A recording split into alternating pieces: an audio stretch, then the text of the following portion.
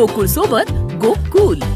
Input आया कि एक टेररिस्ट ग्रुप वहां पर हो सकता है, तो जो पार्टीज वहां पर डोमिनेशन के लिए पहले से ही डिप्लॉयड थी काफ़ी टाइम से, उन्होंने अपने आप को रिलोकेट किया, उस जगह के ऊपर फोकस होके क्लोज इन हुए और सुबह के टाइम पे जब उनको वहां पर 13th की मॉर्निंग को जब एक सस्पिशियस मूवमेंट दिखाई दी तो पार्टीज ने क्लोज इन करके उनको चैलेंज किया और चैलेंज करने के ऊपर जो टेररिस्ट थे उन्होंने तुरंत फायर खोला। उसके बाद एक एनकाउंटर स्टार्ट हुआ, लेकिन पार्टीज ने क्लोज इन करके उनको न्यूट्रलाइज किया। तो ये जो ऑपरेशन था ये हायर रीचेस में काफ़ी ऊंचाई के इलाके के ऊपर हुआ और काफ़ी डिफिकल्ट एरिया था जहां पर इस किस्म के ऑपरेशन को अंजाम दिया गया। जो सेकेंड ऑपरेशन था जो कि त्राल के इलाके में हुआ था, उसका टेरेन बिल्कुल डिफरेंट है, जो कि एक गांव के अंदर था।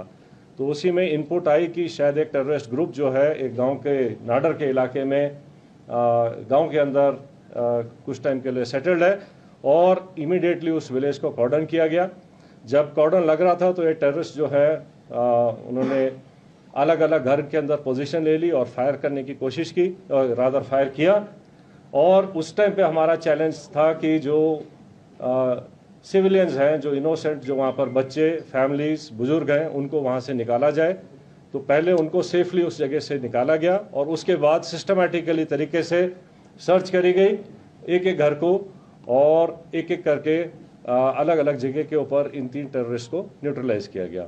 तो इस तरीके से ये दोनों जो ऑपरेशंस थे ये डिफरेंट काइंड ऑफ टेरेन में हुए हैं। एक जंगलों में और ऊंची जगहों पर हुआ है, दूसरा जो है वैली फ्लोर के अंदर और गांव के अंदर हुआ है। लेकिन दोनों ऑपरेशंस को सक्सेसफुली जो अंजाम दिया गया वो शो करता है कि सिक्योरिटी फोर्सेस टेररिस्ट कहीं भी हों उनको ढूंढेंगे और न्यूट्रलाइज करेंगे।